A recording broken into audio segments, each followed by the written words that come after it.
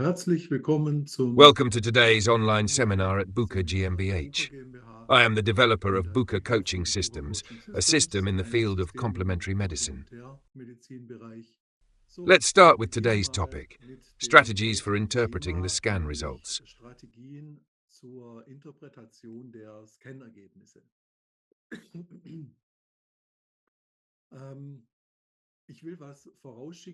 I want to say something in advance, namely that this is about energetic scans.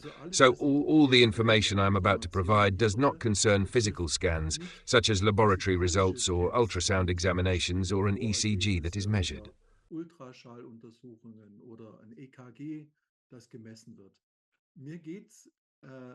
I'm now only concerned with psychoenergetic scans that are carried out in the field of consciousness medicine and are outside of conventional medicine.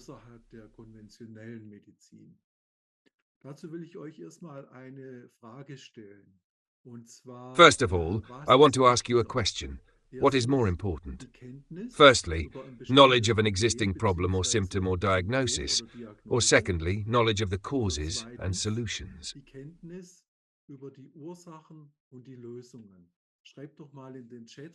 Write in the chat either the number 1 for recognizing the problem as important, or 2 for knowing the correct solution. What do you think is more important? I can already see answers coming from specialists who all know me a little.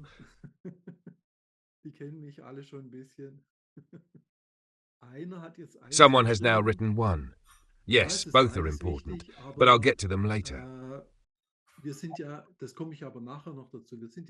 We are not medical professionals or doctors who can do anything with the diagnosis or findings. We work primarily in the field of complementary medicine, and that's why knowing the problem, so to speak, is not even as important as knowing the solution. But I'll go into this in more detail in a moment.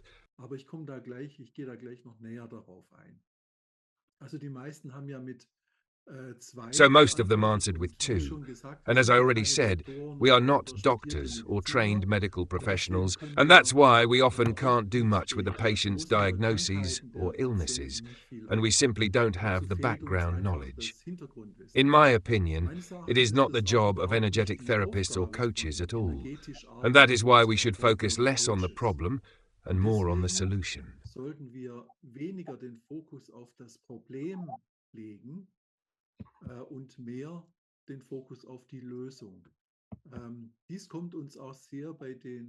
This also benefits us greatly when it comes to the scan results of energy systems, because there you usually don't find anything about the problem, but only about the topics that promise a solution. I'll give a few examples now. Let's say the patient has a headache, and the scan says headache. What good does this do for us? The patient knows it. The therapist knows it. If the scan shows a headache as a result, then it won't help either. But perhaps the scan shows something else that has no direct connection to headaches.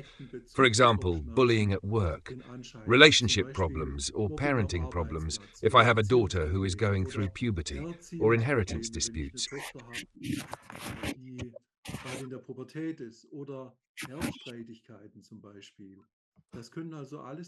So these can all be things that cause headaches. But this is about solving the headache and not about the headache itself. I can't treat a headache with a headache. Another example, back pain. In the scan, the person has back pain, and yes, the person knows that. The therapist sees it. He is sitting at an angle and it hurts when he moves. So it's actually clear what the issue is. That's why it doesn't need to be in a scan. What may be in the scan instead is an indication of a lack of movement.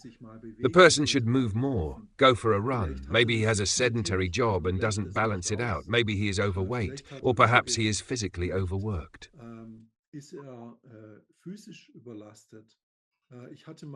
I once had lower back pain when I was building my raised bed. I had to do a lot of physical work, and I wasn't used to it. I strained my back quickly, and the pain lasted for a week. Of course, it could also have been a psychological overload. Let's take another example. I was just discussing this with someone yesterday. Problem with breathing. If someone doesn't have enough oxygen in their blood, they run up 5 flights of stairs, start wheezing, gasping for air, and struggle to move forward. And what would be the solution? An oxygen machine. Should I give him an oxygen machine now so that he can get oxygen in the future as a long-term solution? That can't be the answer. We have to check, where does this problem come from? Is he perhaps highly acidic, and that's why he has the issue? Maybe he also has a problem with his body weight. Should we regulate that? Does he have specific eating habits that contribute to it? Of course, this always assumes that the person has already been to a doctor and had it checked. If he comes to us and only wants us to provide a solution, things could go very wrong. And that's something we don't want. These are things that don't obviously have anything to do with the problem, but they concern the causes and indicate potential solutions that could be derived from them.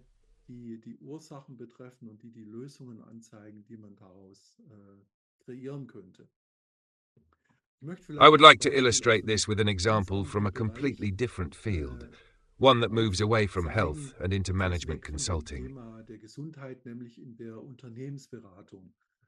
Some of our customers work with management consultancy, so let's consider a fictitious case that is probably not so fictitious after all. A company is facing financial problems. Salary payments are at risk.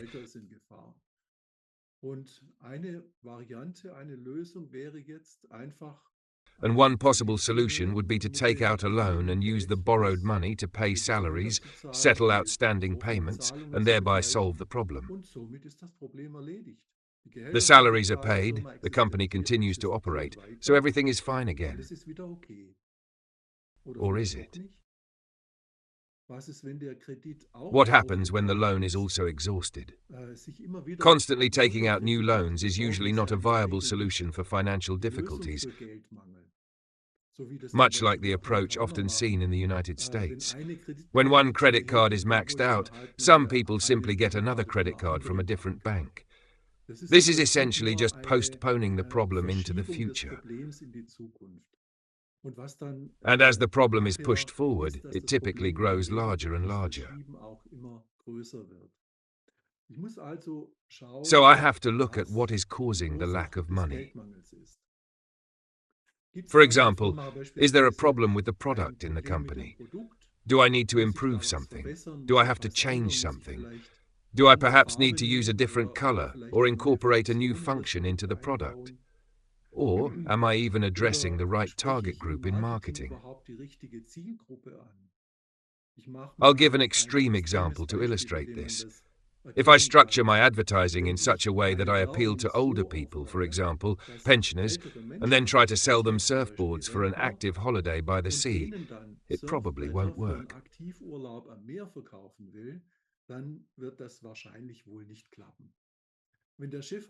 But if the boss believes this is exactly the market gap and insists on it, it could cost jobs or even drive the entire company into bankruptcy.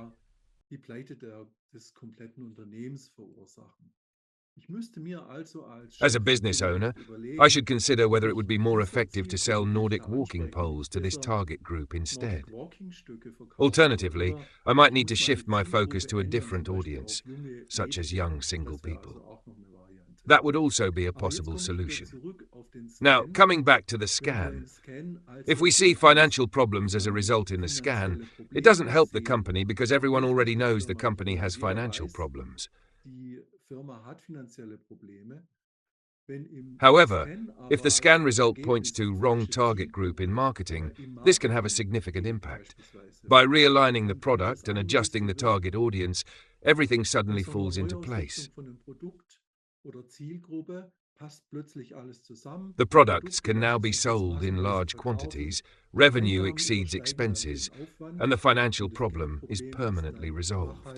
This is an example from the business world that shows how solutions are far more important than just recognizing the problems.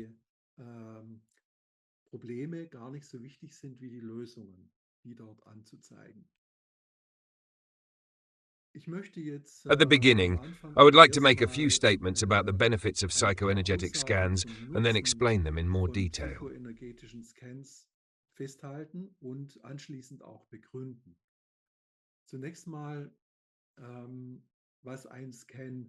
First, let's talk about what a scan cannot do and what it is not meant to do. This leads to my first statement. A scan does not show the current state.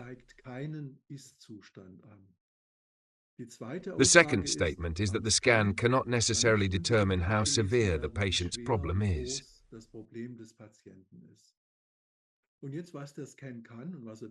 Now let's look at what the scan can do and what it offers. This brings us to statement 3. The scan displays topics that imply or even offer a solution. Then statement 4. If there are many negative or problematic scan result entries, it often indicates that the patient is carrying a lot of stress-related issues.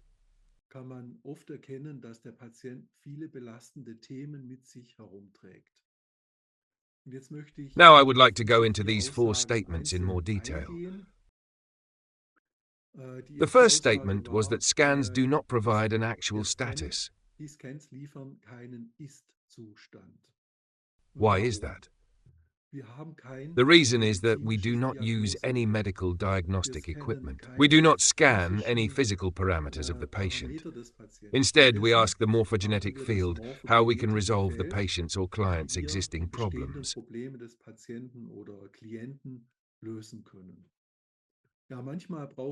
Yes, sometimes a patient needs confirmation of their illness.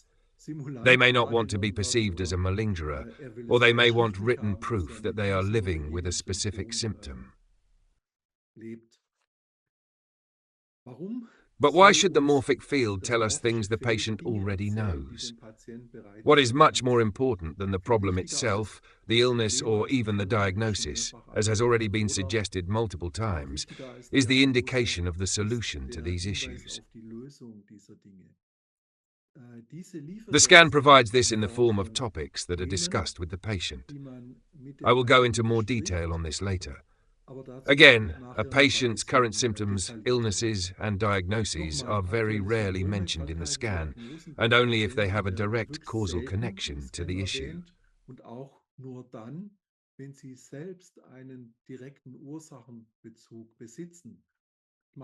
Let me give you an example. When a mother has a severe headache, she reacts more irritably to her children. At that moment, she simply cannot be as patient as she would normally be.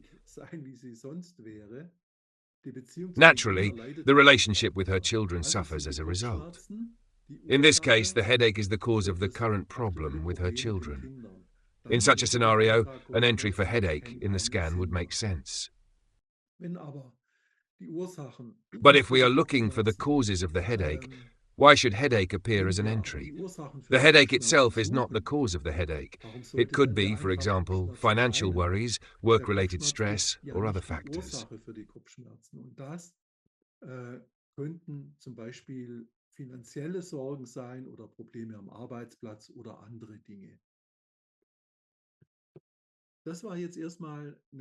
That was a detailed explanation of my first statement. A scan does not show the current state. Now let's move on to statement 2. A scan does not indicate how severe or significant the problem is. Since the problem itself is not listed in the scan, we can make little to no statements about its severity.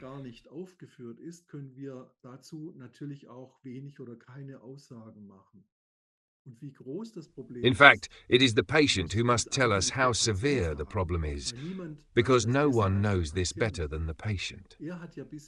They have lived with the problem or discomfort up to this point, and they no longer want to.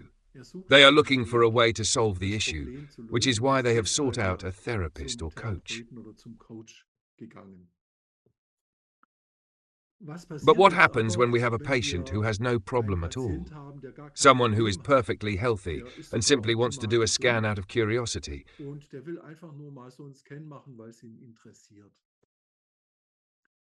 What will the field reveal in that case? There is actually always a certain need for optimization. If not on a physical level, then perhaps psychologically, such as in relation to fears, incorrect behavior patterns, or limiting beliefs.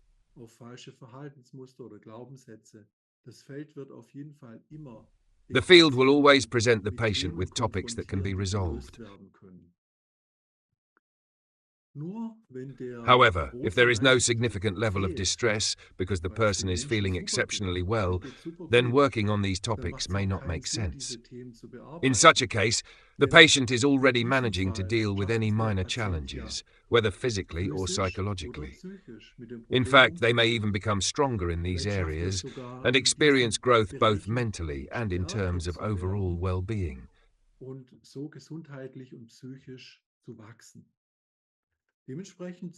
For this reason, caution should be exercised when scanning people who are only doing it out of curiosity. Depending on their personality, unexpected results in the scan could quickly impact their self-confidence, especially if they reveal issues they had not anticipated.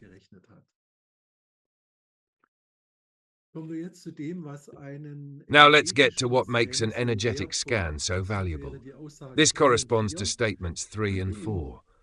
The third statement says, topics are displayed that offer a solution. This has already been addressed to some extent in the previous 2 statements. In the examples I gave at the beginning, headaches, back pain, breathing problems, we saw that solutions often lie in places different from where we originally expected.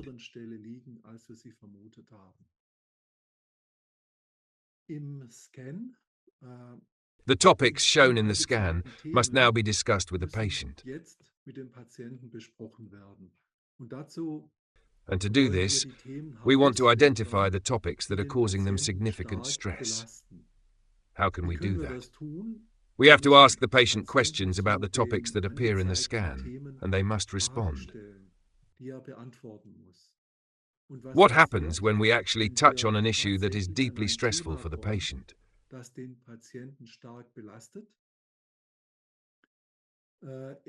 Naturally, they will react with strong emotions. They may speak louder, words may pour out spontaneously, or they might become very reserved, with a serious or sad expression. In many cases, tears will flow. In such a situation, the therapist or coach's empathy is crucial, as they must carefully observe the patient's emotional response to the discussion. If an answer is heavily marked by sadness or anger, it is highly likely that this topic is weighing on them significantly.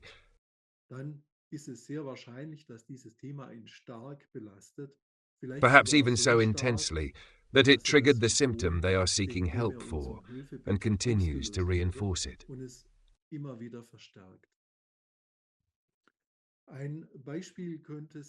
An example, there is the database Talkabout.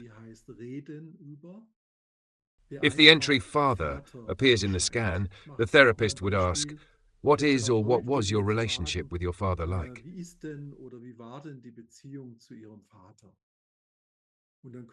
The following response could come.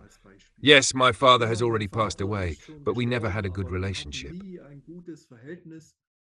In the end, at my sister's urging, he changed his will and left everything to her.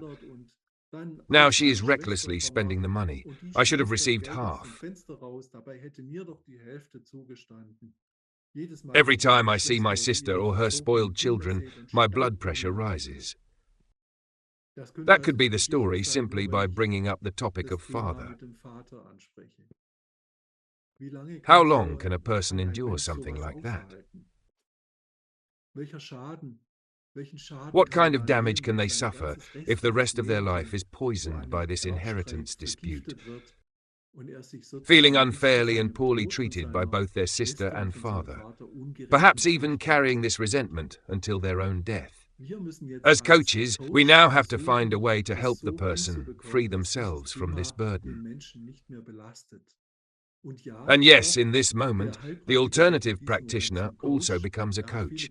They take on many coaching responsibilities, just like a professional life coach, except in this case, it is about nothing less than the patient's physical health, which is at risk due to the trauma of this inheritance dispute. And this is one of the most significant advantages compared to all other available methods. We receive a clue about the cause of the symptom, allowing us to consider how to override this cause. If we address the root cause that is triggering the symptom, the patient will experience significant relief.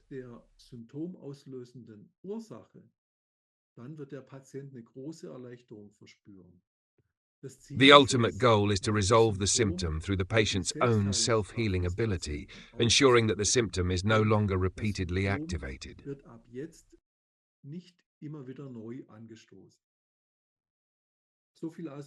That concludes the statement that topics related to the causes can be found in the scan results.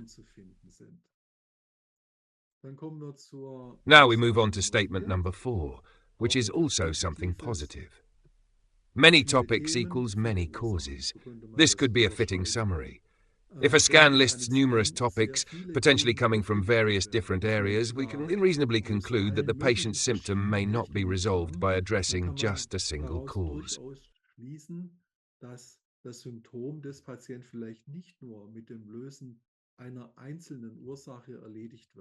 Sometimes there is an entire network of issues built up by the patient, consisting of real causes, mental blockages, or false beliefs.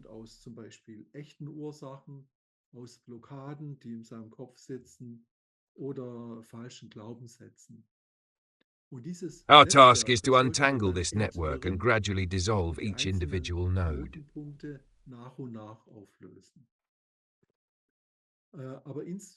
However, special caution is needed when using the Bucher Coach for scanning, as the scanning depth can be manually adjusted.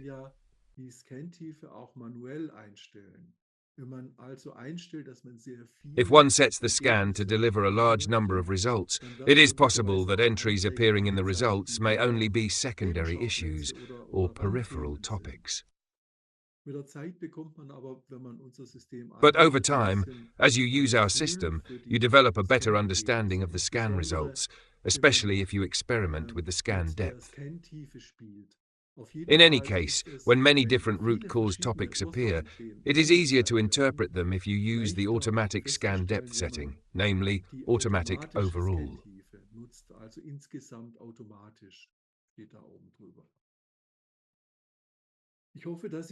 I hope that with this information, I have made it a little easier for you to classify the scan results. It can naturally create issues when someone simply presents the scan results to the patient and claims that whatever is listed there is their problem.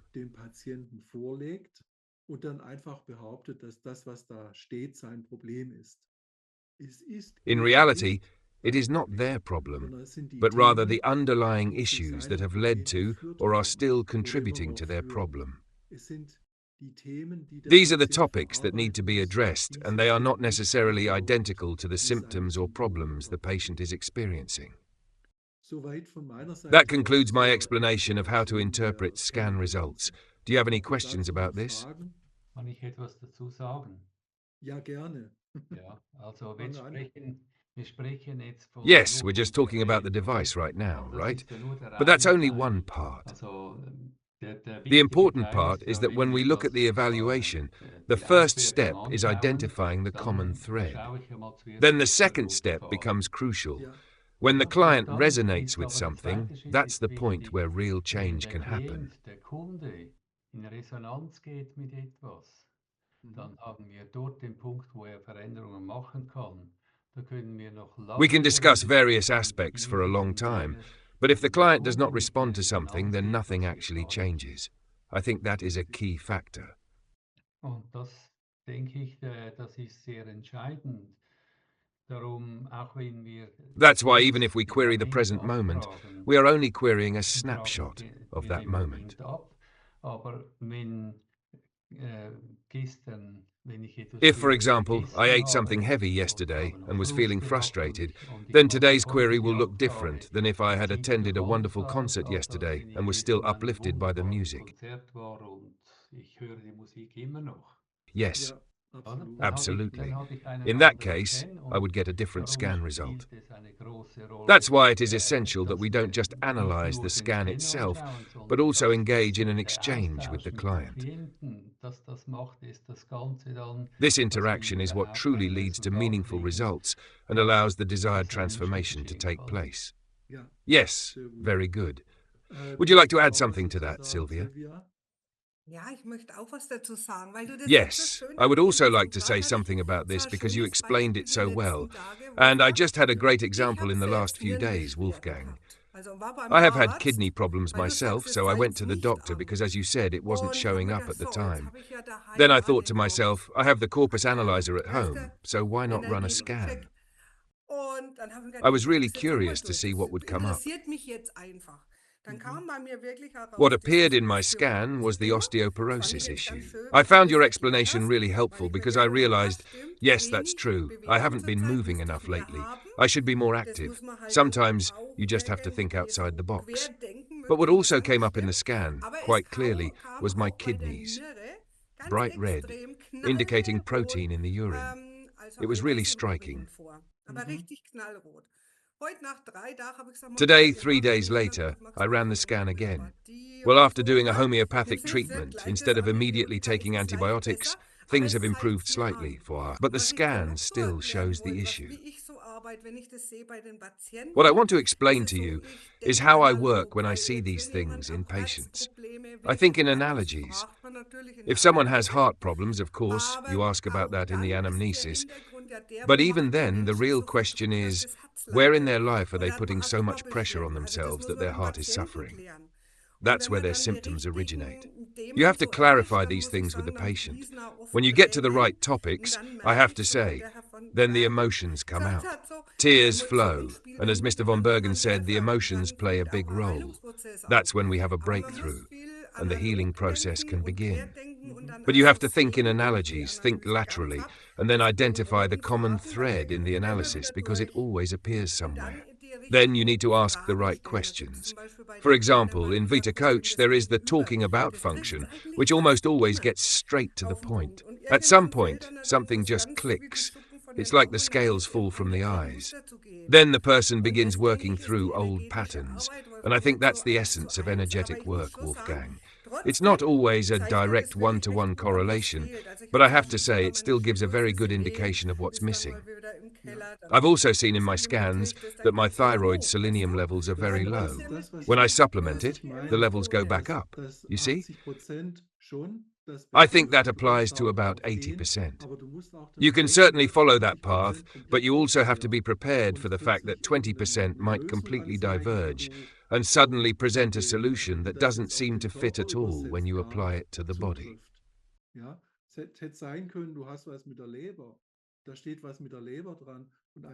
For example, the scan might indicate something related to the liver, but in reality, the issue lies with the kidney.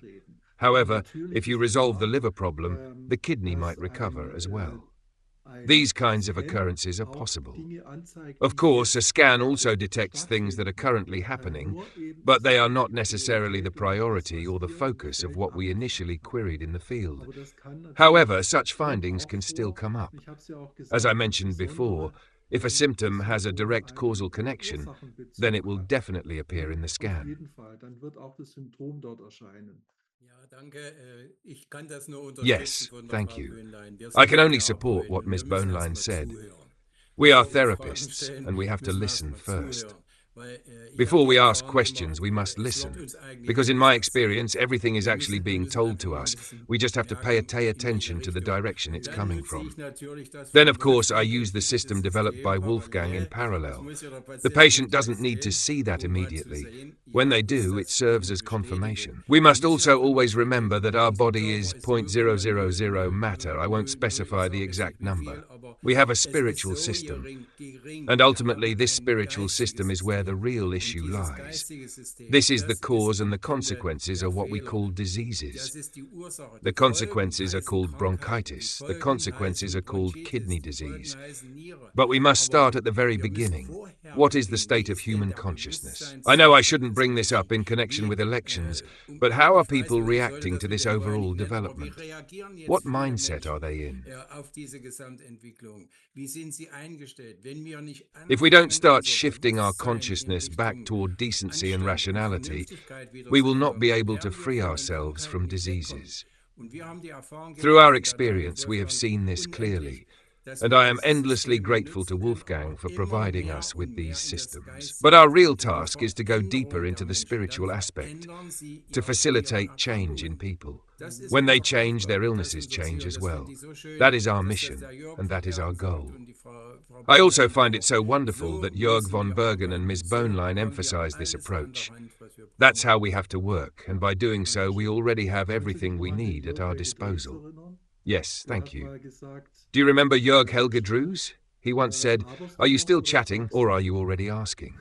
And that is so fitting, because many therapists simply impose their own ideas onto their patients without truly listening to what the patient is saying. But that is the most important thing, to simply recognize what is going on inside them, what is really weighing them down.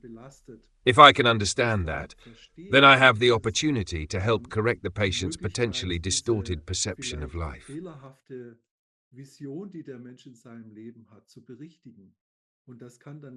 And that can solve a lot. The way you say it is exactly right. I have a great example. I had a patient who had serious financial problems and was worried about how his company was functioning. In the end, I asked him, "What happened when you were 7 years old?" He replied, "Yes, something really bad happened when I was 7. I was at a market, and someone picked me up and threw me into the air. My 2 marks fell out of my pocket, and I couldn't find them again." Therapy can sometimes be that simple, Wolfgang. Then I gave him back 2 marks, said a little prayer with him, and from that moment on, he never worried about money again. How did you come up with 7 years? I learned that from you. Okay, yes, well, it's a nice example.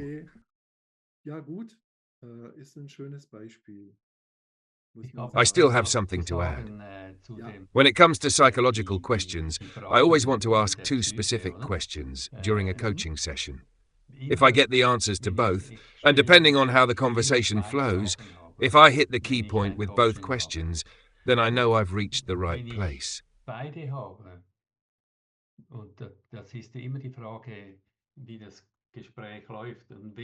At that point, I don't need to do anything else that day.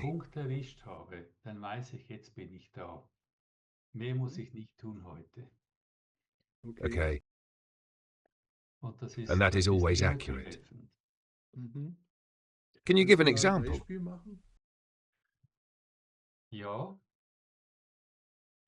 Yes, a mother and her child came to see me, and the child had ongoing problems at school.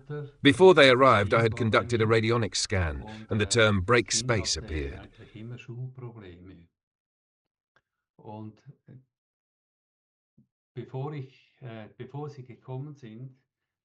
During our conversation, at the right moment, I asked,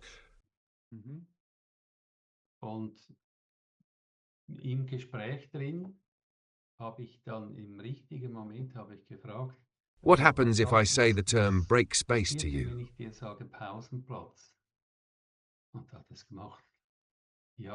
The child responded, "Yes, someone threatened me with a knife, and I couldn't tell anyone at home." At that moment, they had the opportunity to address and resolve the issue. From then on, the child was able to go to school normally again, without carrying that constant fear. It is incredibly important that these things are resolved. Often, it's not about medication or treatments, but rather about the right information. How would I have treated this with medication, with an antidepressant or a psychotropic drug? But ultimately, that wouldn't have been the real solution. The solution was purely informational.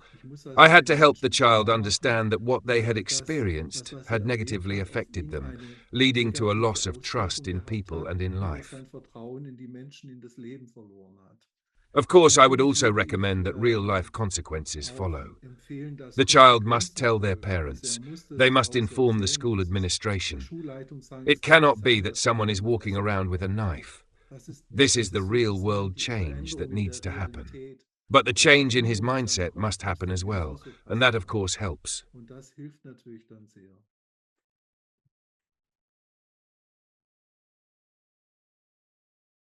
Very nice. Is there another topic that someone would like to address or comment on?